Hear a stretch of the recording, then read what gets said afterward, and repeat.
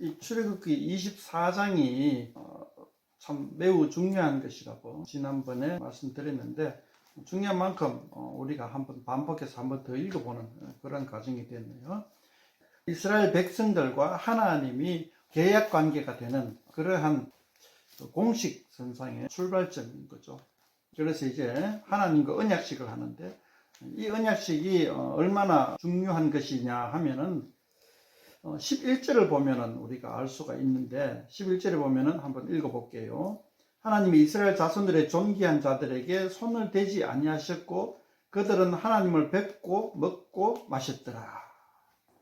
존귀한 자들이라 하는 건 70명과 모세, 아론, 나답과 아비후가 74명이 되겠죠. 그죠? 그 사람들이 하나님을 배웠다.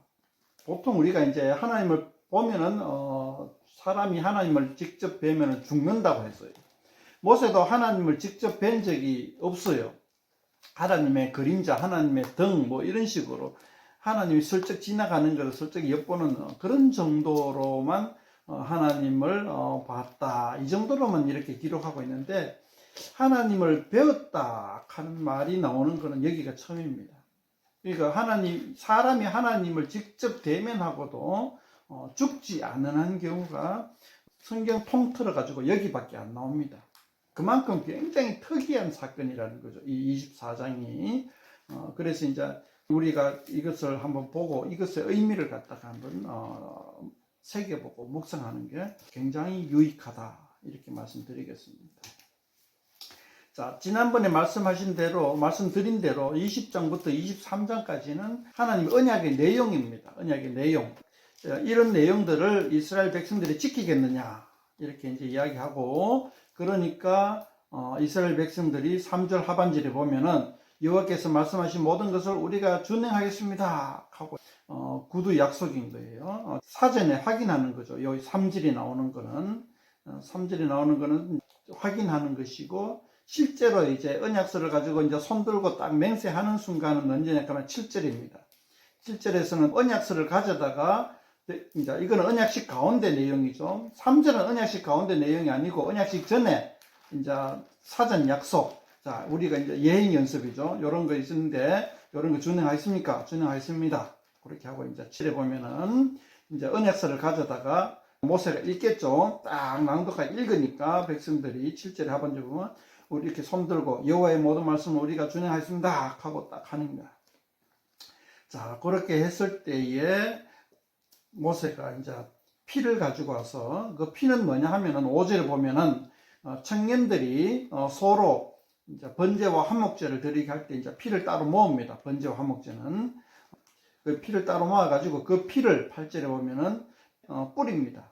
모세 자신까지 합쳐가 74명에게 대표적으로 뿌리겠죠. 그 74명에게 딱 피를 뿌리고 이러되 모세가 이제 이렇게 얘기합니다. 여호와께서 이 모든 말씀에 대하여 너희와 세우신 언약의 피다, 이렇게 얘기합니다. 자, 그리고 이제 6절에 봅시다. 그 피를 반은 이제 제단에 뿌리고 반은 아까 말씀하신 대로 백성에게 뿌립니다. 이제 그렇게 해가지고 이것이 뭐라고 하면 8절 하반절에 너희와 세우신 언약의 피다, 이렇게 얘기합니다. 그러니까 이 피를 가지고 언약을 갖다 세우는 거죠. 옛날에 아브라함이 하나님과 언약을 맺을 때, 아브라함 개인 족장으로서 언약을 맺을 때는 소하고 염소하고 새하고 쪼개가지고 그 가운데를 지나게 하는 그러한 언약식을 했는 거죠. 그때의 언약식과 지금 언약식을 갖다가 한번 비교해 보면 도움이 되겠죠. 그런데 이렇게 언약식을 맺고 여호와 하나님과 이제 백성들이 언약 관계에 들어가게 됩니다. 그런데 언약서에 적힌 내용들을 백성들이 지키지 아니함으로 말미암아, 즉 20장과 23장 사이에 있는 내용을 이스라엘 백성이 지키지 아니합니다. 처음부터 끝까지 지속되게 지키지 아니합니다. 간혹 한 번씩 지키려고 노력하는 경우가 가끔씩 있어 왔고, 대부분 지키지 아니합니다. 대부분 지키지 아니해가지고 이스라엘이 망합니다. 남유다도 망하고, 언약을 지키지 아니함으로 말미암아 망했을 때에 예수님이 BC 4년입니까? 예, 그때에 이 땅에 오셔가지고 약 한 AD 30년쯤에 제자들과 같이 새롭게 언약을 맺습니다. 예수님으로 인하여서 이제 언약을 맺게 되는데 예수님이 그때 이야기를 합니다. 그게 이제 마태복음 26장 28절 한번 봅시다. 찾을 수 있는 분은 찾으시고 제가 한번 읽어볼게요. 마태복음 26장 28절 보면 이렇게 얘기합니다. 그때가 6월절 예수님이 십자가 못 박히시기 전날 밤에 제자들과 함께 6월절 의식을 행하면서 6월절에 대해서는 제가 말씀드렸죠. 6월절 어린 양을 잡고 함께 먹으면서 6월절 절기 행사를 하면서 제자들 앞에서 포도주를 주면서 뭐라고 말하냐 하면은 마태복음 26장 28절에서 이렇게 얘기합니다. 이것은 죄 사함을 얻게 하려고 많은 사람을 위하여 흘리는 바 나의 피 곧 언약의 피니라. 마가 다락방에서 제자들과 함께 6월절 행사를 하는 이 장면이 바로 출애굽기 24장의 언약식을 갱신하는 그러한 거다 말이죠. 누가복음에 보면은 이 언약의 피가 새 언약의 피로 이렇게 표현되고 있습니다. 누가복음 22장 20절에 이렇게 기록해 놨습니다. 저녁 먹은 후에 잔도 그와 같이 하여 이르시되 이 잔은 내 피로 세우는 새 언약이니 곧 너희로 하여 붓는 것이다. 새 언약이라 이렇게 얘기합니다. 자, 그러면은 마태복음에서 말한 언약의 피다 하는 것은 바로 우리가 출애굽기 24장의 이미지를 따가온 것이라 그랬죠. 근데 누가복음에서는 내 피로 세우는 새 언약이다 이렇게 표현했어요. 요거는 어디서 따온 이미지냐 하면은 예레미야 31장 31절에서 따가왔어요. 예레미야는 남유다가 망하기 직전의 선지자예요. 망하기 직전에. 자, 이스라엘 유다 백성들이 출애굽기 20장에서 23장의 말씀을 지키지 않아서 멸망하는 그 순간의 선지자단 말이죠. 예레미야가. 그럼 멸망하면서 예레미야가 뭐라고 했냐? 예레미야 31장 31절에 보면 이렇게 얘기합니다. 예루살렘이 망하면서 이스라엘 남유다가 망하면서 선지자가 뭐라고 말했냐 하면은 예레미야 31장 31절 이렇게 얘기합니다. 여호와의 말씀이니라 보라 날이 이르니 내가 이스라엘 집과 유다 집에 새 언약을 맺으리라. 그러니까 옛 언약을 지키지 아니함으로 말미암아 파기가 되고 예레미야가 새 언약을 맺겠다. 이제는 이스라엘은 망하고 그렇게 얘기합니다. 그렇게 얘기한 것을 누가복음에서 그대로 이미지를 따가와 가지고 내 피로 세우는 새 언약이다 이렇게 얘기합니다. 이 새 언약이라 하는 말이 이제 히브리서 8장 8절에도 나오고 마가복음에도 나오고 고린도전서에도 나옵니다. 자, 이렇게 우리는 이 언약을 지키지 아니함으로써 파기되었던 처음 초창기 언약이 예수님으로 말미암아 예수님의 피로 말미암아 새 언약으로 시작되고 우리는 이 새 언약의 시대에 하나님과 계약을 맺은 새 백성이다. 이런 개념으로 우리가 다가갈 수가 있게 됩니다. 자, 그러면 우리가 새 언약을 맺어가지고 출애굽기 20장에서 23장 옛 이스라엘 백성, 옛 하나님의 백성이 지키지 못했던 언약을 우리는 지켜 나갈 수가 있게 되었다.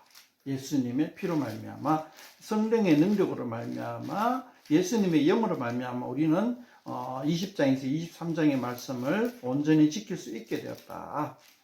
그리고 지켜야 된다. 이런 맥락에서 우리가 성경을 바라보면 좋겠습니다. 이런 의미에서 우리가 출애굽기 24장의 언약식을 장면을 우리가 머릿속에 딱 각인해 놓으면 좋겠다는 겁니다. 이때 이제 하나님을 뵙고 먹고 마셨다. 그리고 이 전에도 없었고 후에도 없습니다. 하나님을 배운 적이. 그런데 이제 우리는 예수님을 통하여서 이제 성령님을 마음에 모시고 하나님과 동행하는 관계다. 이제 하나님을 뵙고 그 다음에 약속을 어겨서 더 이상 하나님을 배울 일이 없었던 구약의 백성들과는 달리 우리가 새 언약의 백성에는 하나님과 동행하는 백성이다. 이렇게 생각하면 되겠습니다. 자, 이제 24장 언약식을 마치고 이제 그 다음 내용들이 어떻게 되는가 한번 우리가 쭉 쫓아가 볼 겁니다. 일단은 기본적으로 모세 오경을 쭉 쫓아가 볼 건데요. 자, 출애굽기 마지막에는 무슨 내용이 담겨져 있느냐? 이 언약식을 마치고 나면은 이제 모세가 우리가 이제 결혼식을 마치고 나면 결혼 사진도 남고 몇 가지 기념품이 많이 남잖아요. 그죠? 이 언약식을 마치고 나서 기념이 뭐냐 하면은 그게 바로 십계명을 새겨놓은 두 돌판입니다. 그게 가장 상징적인 거예요. 십계명을 새겨놓은 두 돌판. 정확하게는 십계명을 새겼는지는 잘 모릅니다. 지금 현재 우리에게 이 두 돌판이 남아있지 않기 때문에 어쨌든 그 두 돌판에는 계명이 지켜져 있다. 그 계명의 내용은 십계명을 비롯해서 20장과 23장의 내용이 되겠죠. 이제 그러한 내용이 압축되어서 두 돌판에 새겨져 있는 한쪽 돌판에는 5계명 그리고 한쪽 돌판에 또 나머지 5계명 해가지고 10계명이 새겨져 있다. 이렇게 생각하고 그런 두 돌판을 모세가 산에 올라가서 하나님이 이제 새겨주신 대로 받아오는 그러한 과정들이 적혀져 있습니다. 먼저 이제 두 돌판을 준비는 모세가 합니다. 모세가 하고 산에 올라가서 40일 동안 금식하면서 하나님이 직접 새겨주신 그런 것으로서 십계명을 이제 두 돌판을 받아옵니다. 그런데 40일 동안 시내산 꼭대기에 올라가 가지고 지내다가 내려오잖아요. 40일 동안 이제 지도자의 부재가 됩니다. 자, 생각해 봅시다. 출애굽하고 난 다음에 시내산에서 언약식을 갖기까지가 약 한 90일 정도 소요가 됩니다. 그런데 그렇게 언약식을 맺고 난 다음에 지도자가 갑자기 약 40일간 부재가 돼요. 그러니까 굉장히 불안하죠. 불안하기 때문에 모세가 이제 아론과 훌이 너희에게 있다. 14절에 한번 보면은 아론과 훌이 있으니까 너희들은 그를 지도자 삼아서 생활해라 40일 동안 이렇게 얘기하고 모세가 산에 올라갑니다. 산에 올라가서 두 돌판을 받아오는데 25장부터는 잠깐 막 사이에 무슨 내용이 나오냐 하면은 그 성전을 만드는 양식에 대해서 쭉 설명합니다. 갑자기 뜬금없이 성전이 뭐냐 하는 것이 이제 좀 이 설명을 필요로 하는데요. 일단 그건 둘째 치고 일단은 성전을 지을 양식들을 갖다가 설명하는데 어디까지 설명하냐 하면 31장까지 출애굽기 25장에서 31장까지는 성전 양식에 대해서 쭉 설명합니다. 성전 양식에 대해서 이 성전 양식에 대해서 쭉 설명하는데 뭐 읽어보면은 상당히 여러 가지로 도움이 되지만은 일단은 이거는 우선순위에서 약간 후순위로 밀려난다 이렇게 생각하면 되겠습니다. 그래서 그런 내용이 여기에 있다 하는 정도만 알면 좋겠는데요. 25장에서 31장까지 성전 양식을 쭉 설명합니다. 성전 양식을 쭉 설명하는데 31장 성전 양식을 설명하는 마지막에 보면은 안식일에 대해서 나옵니다. 안식일을 지켜라. 이 안식일이 영원한 언약이 되고 영원한 표징이 된다. 즉 안식일 지키는 것이 우리가 24장 언약식을 했는 그 내용을 지키는 그 표징이 된다 하는 거죠. 기념이 된다 하는 거죠. 언약 계약 관계의 표징이 된다. 이 안식일이. 자, 그런데 그렇게 5장에서 31장까지의 그 성전의 양식을 쭉 설명한 내용이 끝나고 난 다음에 모세가 40일 금식하고 산에 올라갔다가 두 돌판을 새겨서 내려오는 장면이 32장이 나옵니다.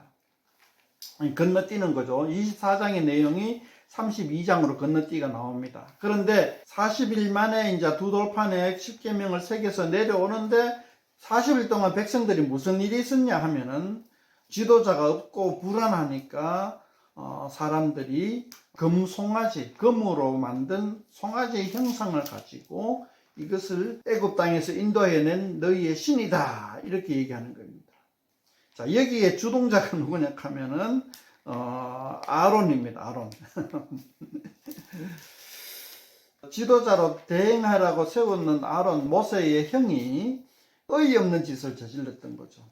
그러니까 이제 금송아지를 만들어 가지고 이게 뭐냐 하면은 12장 4절에 보면 이렇게 얘기합니다. 너희를 애굽 땅에서 인도해낸 너희의 신이다. 그러니까 여호와 하나님의 형상을 새기지 마라 하는 내용이 10계명이 제일 처음에 나오는데, 그걸 그 계약의 가장 첫머리에 있는 내용을 갖다가 정면으로 어겨버리는 거죠. 자, 근데 이제 다른 그 태양신도 아니고 뭐 가나안 땅에 있는 아세라신도 아니고 이게 여호와 하나님이다 하는데 또 불구하고 그러한 것에 대해서 모세와 여호와 하나님이 극대노를 하는 거죠. 극대노를 해가지고 모세가 두 돌판을 새겨서 산에서 내려오자마자 금송아지 형상을 보고 두 돌판을 바닥에 내팽개 쳐버립니다. 내팽개 쳐버리고 두 돌판이 다 깨져 버립니다. 그 말하는 내용이 이겁니다. 9절에 보면은 여호와께서 또 모세에게 이르시되 내가 이 백성 보니 목이 뻣뻣한 백성이로다. 그러니까 이 목이 뻣뻣한 백성, 저는 이걸 가장 좀 인상 깊게 읽었는 내용인데, 굉장히 그 교만한 백성이다 이런 뜻이죠, 그죠? 네. 이 목이 뻣뻣하다는 말이 중간중간에 계속해서 반복해 나옵니다. 자, 그랬을 때에 이제 모세가 화낼 때는 엄청 모세가 화냈죠, 그죠? 두 돌판을 40일동안 금식기대가 하나님께서 직접 손가락으로 새긴 그 두 돌판을 갖다가 땅바닥에 패댕기 쳐버리는 그 모세의 이제 여호와 하나님의 반응을 봅시다. 10절에 봅시다. 10절에 여호와 하나님의 반응입니다. 그런즉 내가 하는 대로 두라. 내가 그들에게 진노하여 그들을 진멸하고 너를 큰 나라가 되게 하리라. 백성을 완전히 썰어버리고 모세로부터 다시 출발하겠다. 즉 아브라함에게서 출발한 것처럼 모세로부터 다시 출발하겠다. 이렇게 얘기합니다. 여호와 하나님이. 그런데 모세가 하나님에게 중보기도를 합니다. 11절부터 모세의 중보기도가 나옵니다. 이 모세의 중보기도가 굉장히 저는 중요하다고 생각하여 표시를 했는데 같이 한 표시를 해주면 좋겠어요. 모세의 중보기도 11절부터 13절까지 제가 한번 읽어볼게요. 모세가 그의 하나님 여호와께 구하여 이르되 여호와여 어찌하여 그 큰 권능과 강한 손으로 애굽 땅에서 인도하여 내신 주의 백성에게 진노하시나이까. 어찌하여 애굽 사람들이 이르기를 여호와가 자기의 백성을 산에서 죽이고 지면에서 진멸하려는 악한 의도로 인도해 내었다고 말하게 하시려 하나이까. 주의 맹렬한 노를 거치시고 뜻을 돌이키사 주의 백성에게 이 화를 내리지 마옵소서. 주의 종 아브라함과 이삭과 이스라엘을 기억하소서. 주께서 그들을 위하여 주를 가리켜 맹세히 이르시기를 내가 너희의 자손을 하늘의 별처럼 많게 하고 내가 허락한 이 온 땅을 너희의 자손에게 주어 영원한 기업이 되게 하리라 하셨나이다. 자, 이 내용을 보면은 첫 번째는 이스라엘 백성들을 진멸하여서 여호와 하나님의 영광이 가리워지게 된다 하는 내용이고, 두 번째는 아브라함과 이삭과 이스라엘 그러니까 야곱에게 약속하신 이 약속이 공중에 붕 뜨게 된다, 이 이야기를 하는 겁니다. 이 약속이 공중에 붕 뜨게 되는 것은 모세로 다시 출발하면 다시 회복이 되겠죠, 그죠? 다시 회복이 될 것인데 어쨌든 그렇게 얘기합니다. 그 두 가지 내용을 가지고 여호와 하나님에게 이 이스라엘 백성을 진멸하면 안 된다라고 얘기하고 있습니다. 그러니까 불쌍히 여겨주세요. 우리 불쌍하지 않습니까? 하는 것이 아니고 여호와 하나님의 영광을 위해서, 그리고 여호와 하나님이 약속하신 그 약속을 지키기 위해서라도 백성을 진멸하면 안 되겠습니다. 이렇게 이야기를 합니다. 모세가 나중에 보면 이렇게 얘기하고 있죠. 굉장히 온유함이 이 세상 모든 사람들보다 성하더라, 이렇게 얘기하고 판단하는 내용이 나옵니다. 온유하다, 모세가 온유하다. 모세의 중보기도를 보면은 화낼 때 화냈는데 백성을 생각하는 마음이 참 갸륵하다 하는 생각들이 듭니다. 자, 이렇게 해서 여호와 하나님이 진멸할 계획을 돌이키고 다시 재계약을 하자. 다시 계약을 하자. 이 두 돌판이 깨뜨려졌으니까 다시 한번 재계약을 하자. 그러니까 모세가 다시 40일 금식 기도를 산에 올라가서 다시 합니다. 그래서 다시 두 돌판을 새겨서 다시 내려옵니다. 32절 한번 봅시다. 32장 32절. 자기의 목숨을 걸고 백성들을 봐달라고 하는 거죠. 32절 보면 이렇게 얘기합니다. 그러나 이제 그들의 죄를 사하시옵소서. 그렇지 아니하오면 원하오는데 주께서 기록하신 책에서 내 이름을 지워버려 주옵소서. 자, 이 주께서 기록한 책, 이것이 생명책이다 이렇게 우리가 바라보는데, 그 생명책에서 모세는 자기를 지워라, 이 백성을 살리지 않을 것 같으나, 이렇게 이제 자기의 영혼을 걸고 백성을 중보하는 그런 모세의 모습들을 보는 거죠. 그렇게 백성들의 용서를 구하고 다시 십계명을 새겨와 가지고 그 언약을 지속되게 만든 그런 어떤 그 사건들이 32장에서 벌어집니다. 자, 벌어지고 이제 그 33장부터는 굉장히 스피드하게 나갈 겁니다. 33장부터는 그 이제 이후의 이야기들을 이야기하고 있고, 그러니까 그 금송아지 사건에 대한 대책을 이제 세우게 되죠. 대책을 세우게 되고 33장에 보면. 그리고 34장부터 보면 이제 두 번째 돌판이 나오고, 이전에 했던 계약을 갖다가 간단한 버전으로 다시 한번 소개하고 있습니다. 34장에는. 그러니까 20장과 23장의 내용들의 중요한 것만 34장에 다시 한번 반복하고, 그리고 다시 언약을 계속 유지한다, 이런 내용들이 33장, 34장에 나오는 거죠. 34장 9절에도 보면 목이 뻣뻣한 백성이다, 뭐 이런 내용들이 또 한 번 나옵니다. 근데 목이 뻣뻣해도 여호와 하나님께서 그들을 끌고 가기로 그렇게 마음먹은 거죠. 그 다음에 35장부터는 안식일 제도부터 출발하는 거죠. 이제 안식일 제도가 언약의 표징이다 그랬죠. 35장부터는 이제 그 성막 제도들에 관해서 이야기가 나옵니다. 성막 제조. 앞에 내용들이 그 성막에 관한, 그러니까 성전에 관한 내용들이죠. 25장부터 31장까지는 성전의 형식에 대해서, 제조 방식에 대해서 쭉 얘기하고 있고, 35장부터는 이제 성전이 만드는 과정이 나옵니다. 만드는 과정. 35장부터 40장까지는 이제 성전을 만드는 과정들이 쭉 나오는 거죠.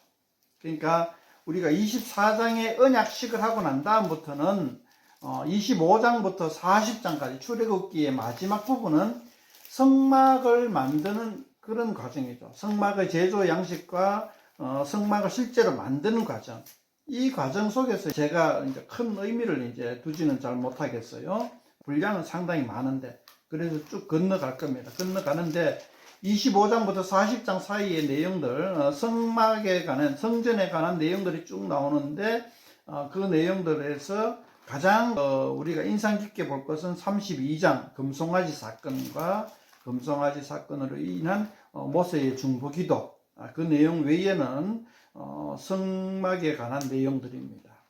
성전과 성막하는 이제 두 가지 용어가 혼용되고 있는데, 성막이라 하는 것은 천막을 떠오르면 됩니다. 그러니까 벽돌로 짓지 아니하고 돌로 짓지 아니하고 그 천으로 만든 성전입니다. 그래서 성막이라 그러죠. 그리고 나중에 솔로몬 가서는 이제 벽돌 돌로 만드는 거니까 성전이라 그러고, 모세 시대 광야 시대엔 성막이라 그럽니다. 성막이라 그래서 이제 쳤다가 거두었다가 걷어서 이동해 가지고 치고 몽골의 게르처럼 그런 존재입니다. 그러니까 광야 시내산 반도, 시나이 반도에서 광야 40년 동안 여정할 때에 이 성전도 같이 움직입니다. 붙박이가 있고 텐트처럼 쳤다가 거두었다가 하는 그런 내용입니다. 그런 성막 제조에 관해서 25장부터 40장까지 쭉 내용이 나옵니다. 이렇게 해서 이제 출애굽기의 내용들이 마치게 됩니다.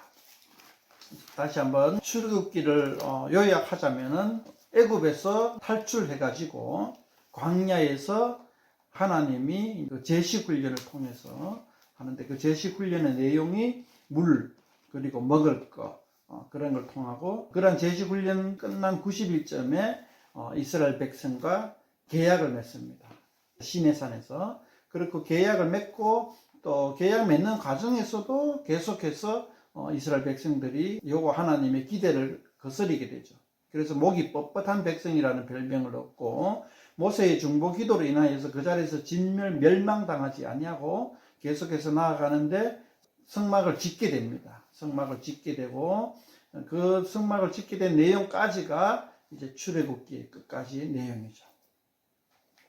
이게 이제 출애굽의 내용입니다. 그리고 하나님과 언약식을 하는 그 장면들, 그 장면들이 굉장히 중요하고 그 장면들이 예수님의 그 마가 다락방에서 성찬식의 장면까지 이어지게 된다. 이런 내용들이 이제 출애굽기의 중요한 내용들입니다. 자, 질문 있으면 질문하시고 또 제가 미처 말씀 못 드린 거 많을 겁니다. 그런 것들이 생각나면 같이 나누면 좋겠습니다. 안에 성막의 내용들도 굉장히 중요한 것들이 많은데 제가 다 건너뛰었습니다.